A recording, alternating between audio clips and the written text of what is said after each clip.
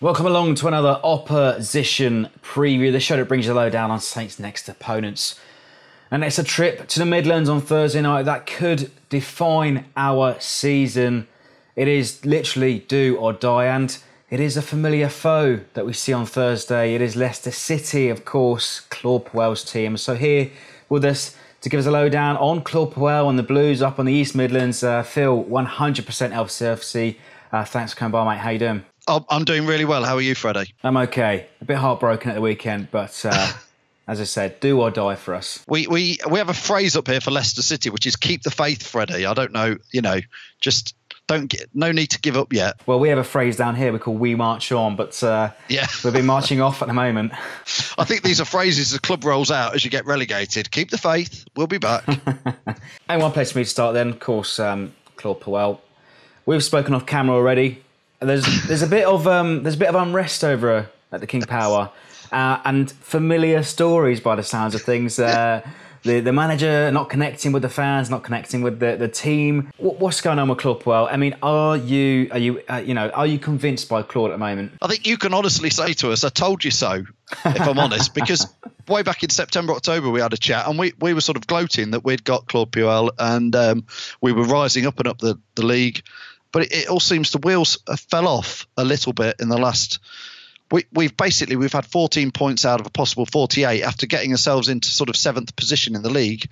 We've had a pretty diabolical run of performances, a couple of away wins, but it's the style of it, the style of what you're watching on the pitch, the style of what you have to listen to in the press conferences before and after. The guy talks. I mean, you guys should know it well, but he does a poke. You've just lost like we did to Burnley. And he sort of speaks for 2 or 3 minutes very slowly in some sort of French accent. And you get to the end of the sentence, you think, what are you talking about, mate? And then he sort of ends the word with, I'm quite happy. I'm quite happy. And you go, you've just lost to Burnley. Don't be happy. We don't want to, So he's hard work, as you know. Absolutely. 100% hard work. Some of your fans, you mock us saying, why did you sack Claude Puel? 8th place in the league, cup final last season. But in hindsight, I'm probably not so. I'm convinced that we made the right choice. I'd still say we're 8th in the Premier League, though, Freddie, and you're not. So, like you say, a lot of Leicester fans are saying, I don't think Puel's the right man for next season. Let's get rid of him. And the other half of the fans are saying, be careful what you wish for. Look at how Southampton are. Absolutely. And, well, that's another conversation for another day. The board will make monumentous incorrect decisions over the course of this season. But tell us about your season. I mean, are you satisfied considering your start? I mean, at the moment, you're eighth in the league, as you say, 43 points. Surely you're safe. 1 point will be absolutely guaranteed for next season. Well, we are safe, definitely safe for next season. I don't think for a shadow, but I guess it's half empty, half full type of glass syndrome, isn't it? Because most Leicester fans should be well happy. Like a Southampton fan, you should be happy with finishing in the top half of the Premier League. So we are on the one hand, but on the other hand, somehow we won the Premier League 2 seasons ago, and expectation levels are up here now, and we sort of think effectively we've got a squad, most of whom were playing in that Premier League winning season, who then went on to the last 8 in the Champions League. So we want more. And I think that's fair enough to want a bit more. Yeah, absolutely. And some of the results recently haven't really been going your way. A couple of 2-1 losses in the last few weeks. But a player that always seems to score, Jamie Vardy, again, 4 goals in succession over the last few weeks. I mean, is it still Jamie Vardy? Is it Riyad Mahrez? Is it... I mean, Kasper Schmeichel is a great keeper on his day, but it took a lot of criticism at the weekend. Yeah, you're right. The fans are starting to lose a bit of patience with him. He plays a very fast type of get the ball out.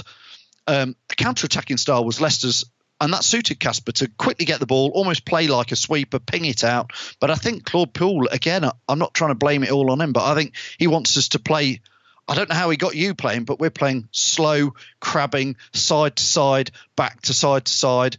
Oh, let's go side to side again. The possession stats are going right up. I'm not sure it suits Kasper, and it doesn't suit Vardy, who wants to break through particularly. But he's still been scoring, but he's our main threat, our only threat. Yeah, you're exactly the same position that we were last season, picking up on exactly the same points that we know. Really? Side to side, conservative, safe football. You'll have 65% possession, but you can't put the ball in the back of the net. Well, no, because by the time you've done this crabbing around and started to get anywhere near the final third. Most teams, especially when we play at home, have just got 11 players behind in their defensive third, and we've not got enough guile to break them down. So a lot of Leicester fans are honestly thinking Southampton are going to come on Thursday and you're going to beat us. We've been having a conversation on our match preview. Check it out if you haven't already. I think we'll go out there with fight and desire. We've got a lot to prove now. We are fighting for our lives, do or die, as I said at the top of the show. But are you coasting until the end of the season, or are you really kind of trying and push for that very last outside chance of Europa League football for next season? Oh, I think that's gone, Freddie. We're 9 points behind Burnley. We lost it when we lost to Newcastle 10 days ago at home. And to be fair, Newcastle came and they wanted to win. Their players put extra. You could see it on the pitch. So if Southampton come like we're expecting them to, a bit like Newcastle, and want to win, if you come at us, I think you could beat us. I love the sound of that, mate. You're putting smiles on people's faces. Well, I don't want to say it, but that's what we're seeing at Leicester. Is if you come at us right from the kickoff and have a go, you've got a fair chance. And if you go 1-0 up like Newcastle did and Burnley did, and then 2-0 up like both of them did, it's very hard to draw it back because you can just sit so defensive, and we'll go side to sides and can't break anybody down. And we've had the trouble of not seeing out games. So hopefully, as you say, if we go one ahead, we need to put everything into it and see the game off. But I mean, what do you think will go down? I mean, if Leicester go ahead first, is it theirs to lose, or is it the case that Southampton, if they go ahead first, Leicester, they haven't got a fight left in them? Well, I certainly wouldn't want to put any money on this because, like you say, if Leicester did go one ahead, maybe our tails will be up. We have got good quality players who, they won't like what they're hearing and reading from fans at the moment. So if we were to go 1-0 up, it could be one of those where we do go on to win 2-3, maybe 4-0 if Southampton, like you said earlier, maybe this is the defining game and maybe it will crumble for you. But maybe not if you get that first goal. Claude Puel last time came at St Mary's absolutely humiliated us. Yes, it was fantastic. And I think that was his point proven on that night. Has he got another point to prove on Thursday night? I think so, because again, unless he's oblivious to what's going on in the media and on fan zones and things that we're talking about, he must know that the pressure's slightly there. So I think he will have to come out and do it. And I'm still question why he left Southampton last year in that sort of cloud of mystique with everybody. I think your chairman and your uppers and Puel all just going, oh, well, we'll call it a day. And we're intrigued as to why that happened, and is it going to happen again here? So I think he does have a lot to prove still. And your score prediction, mate, who's going to score and what's your score going to be? Well, I'm obviously going to go for a Leicester win.